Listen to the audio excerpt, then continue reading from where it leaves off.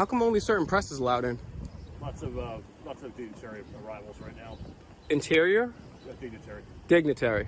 Do they hold a special status in society above regular citizens? Does security trump rights? Well, the First Amendment should be credential, right? Why would I need some type of permission when the First Amendment clearly states that anybody has the right to work on a story? Don't! You don't have to, I don't have to work for a corporation. That's true, right? The First Amendment allows me that freedom of press, right?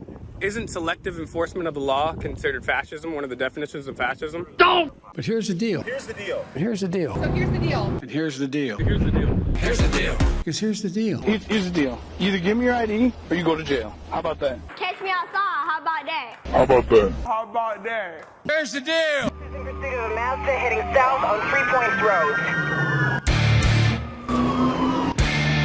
Here's the deal.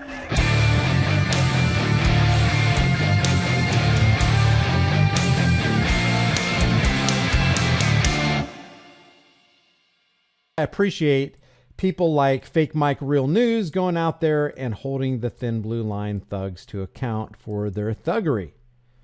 Here's one example. Again, this is from Fake Mike Real News. I don't know why he only has 12.9 thousand subscribers. This guy, when you see him confronting a Thin Blue Line gang member, a member of the police who believes that they have a higher claim over your life and property than you, they believe they have more rights than you, and that badges and uniforms and utility belts and the authority of the state grants them more rights.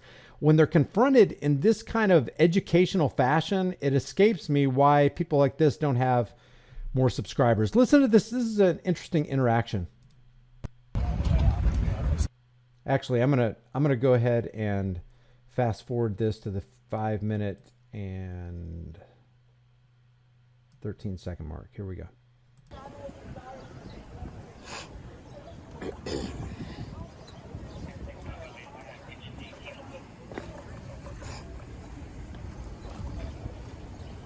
How come only certain press is allowed in? Right now it's restricted because of a lot of movements and arrivals. About a what? Lots of dignitary arrivals right now. Interior? Dignitary. Dignitary.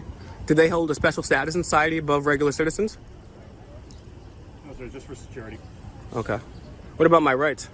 So they're going to use deploy the resources of the state to protect and secure these dignitaries, which automatically implies, yeah, they have more rights than you because I'm not protecting you.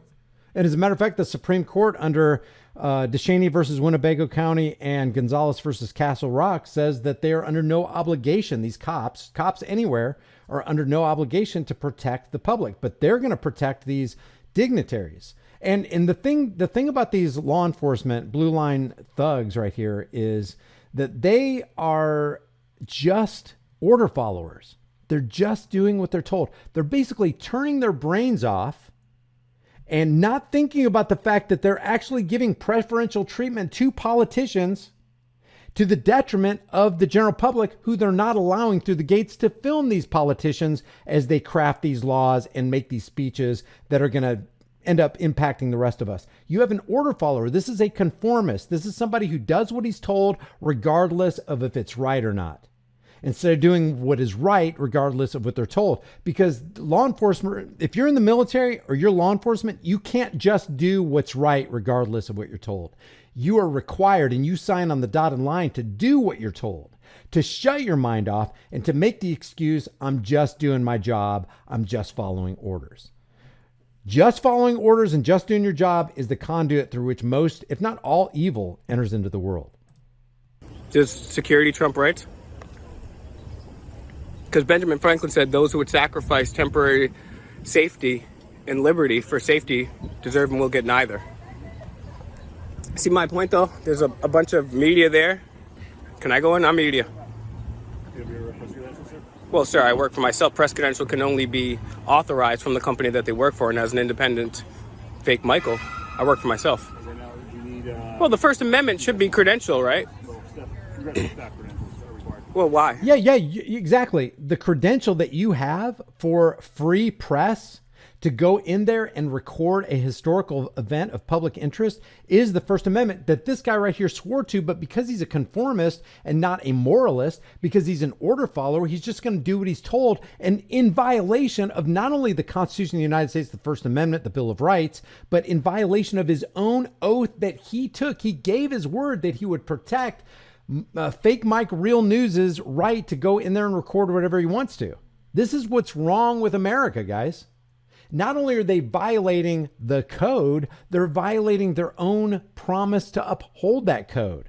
He should actually go, you know what? Wow, I didn't even think about it that way. Wow, you just snapped me out of my conformist mentality, my order following mentality. Come right in, sir. You have the perfect right, and I will stand by it if I'm questioned by my superior. I will tell him I let you in because, hey, isn't this American soil? Are we on American soil, or are we in Mexico? Are we in Canada? Did we time warp to some other land?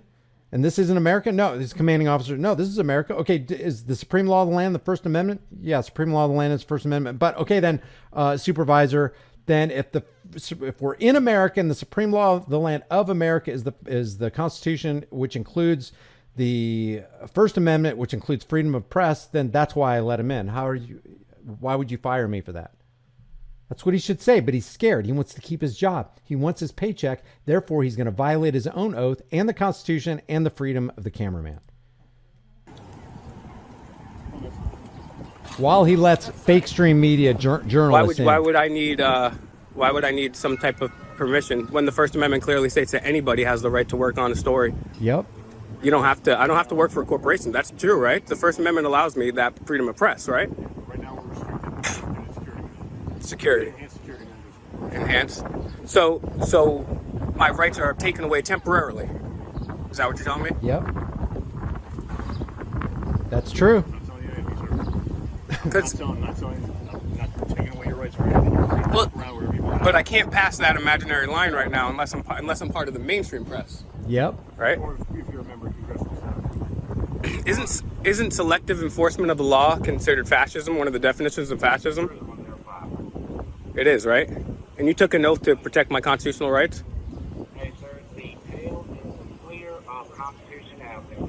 Are you a member of congressional staff, or are you on official? That's pretty funny that message came on his Motorola walkie-talkie here right after Fake Mike Real News said that about the Constitution. Apparently somebody was coming up Constitution Avenue. There again is the irony. It's the irony, it's the hypocrisy, it's the inconsistency, it's the irrationality. You're in the seat of government built around the framework of the Constitution, and your constitutional rights are X'd out by the law enforcement agents in the very place that should be upholding those rights. Business inside the Capitol building. I'm in official business. It's the First Amendment. I'm working on a story. Okay, which room are you going to? 201. And who are you here? 201. I'm here to do a story. Okay, who's the person you're here to see? Not anybody particular, just a story in general about Congress. Okay, it's only if you have official business inside the Capitol. That is official business. The First Amendment is official business. You know that. That's official business. That's why they're there. But are you selectively denying me because I don't have makeup on? Let me ask you one more question before I let you go, sir. What's the Third Amendment?